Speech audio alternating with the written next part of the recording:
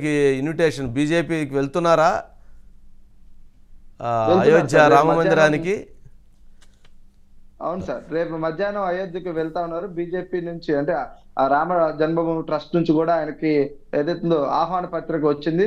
దాని తర్వాత కూడా వెళ్ళాలని నిర్ణయించుకొని రేపటి కార్యక్రమానికి హాజరవుతా ఉన్నారు. రామ జన్మభూమిలో అయోధ్యలో జరిగేటువంటి రాముడి ప్రతిష్ట కార్యక్రమంలో కూడా హాజరై దాదాపు ఒక రోజు పాటు కూడా అక్కడే ఉండే అవకాశం కనిపిస్తా ఉంది. తిరిగి ఎల్లుండి మళ్ళీ ఆయన హైదరాబాద్ రాబోతున్నారు. స్పెషల్ ఫ్లైట్ లో కూడా అంటే రేపు మధ్యాహ్నం సమయం నుంచి వెళ్ళబోతా ఉన్నారు సార్. అయోధ్య పేరుతో సయోధ్య ఏమైనా జరగబోతుందా ఏంటి?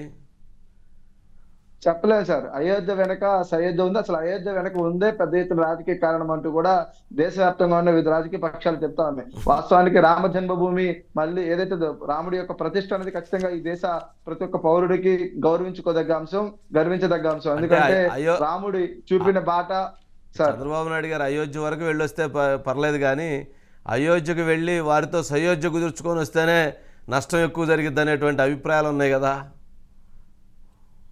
ఖచ్చితంగా సార్. అయోధ్య తర్వాత జరిగే సయోధ్యతో పార్టీకి కొంత నష్టం అనే అభిప్రాయం పార్టీలోని చాలా ముఖ్య నేతల్లో అభిప్రాయం ఉంది. పర్టికులర్ గా బీజేపీతో అవుట్ సైడ్ ఏదైనా ఉన్నా బాగుంటుంది తప్ప ఇంటర్నల్ గా పొత్తు పెట్టుకొని కలిసి ముందుకు వెళితే రాజకీయంగా కొంత పరిణామాలు. ఎందుకంటే ఇటీవల చోటు చేసుకున్న అనేక అంశాలకు బీజేపీకి ముడిపడి ఉంది, బీజేపీ వెనుక ఉందనే అభిప్రాయం ప్రజల్లో ఉంది. కాబట్టి మనం ఏమి చెప్పుకోలేం. దానివల్ల టెక్నికల్ గా కొంత నష్టం జరిగింది అనే అభిప్రాయం చాలా మంది నేతల్లో ఉంది.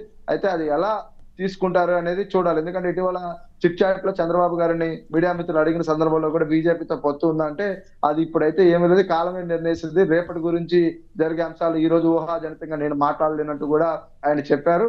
అయితే అయోధ్యకు ఆహ్వానం వస్తుందా రాదా, చంద్రబాబు వెళ్తారా లేదా అనేది రకరకాల చర్చలు జరిగినప్పటికీ కూడా రామ జన్మభూమి ట్రస్ట్ యొక్క ఆహ్వానం మేరకు ఆయన అయోధ్యకు అయితే ఖచ్చితంగా బయలుదేరుతున్నారు. అయోధ్య అనేది కేవలం దైవ కార్యక్రమంగా ముగించుకొని వస్తారా, అక్కడ బీజేపీ అగ్రనేతలతో సత్సంబంధాలు గతంలో ఉన్న నేపథ్యంలో మళ్ళీ అది సయోధ్యగా మారి వచ్చే ఎన్నికల్లో పొత్తు పొడిచి మూడు పార్టీలు ఏదైతే ఐక్యంగా ముందుకు వెళ్తాయా, లేకపోతే రెండు పార్టీలు జనసేన టీడీపీ మాత్రమే ఉంటాయా అనేది చూడాలి.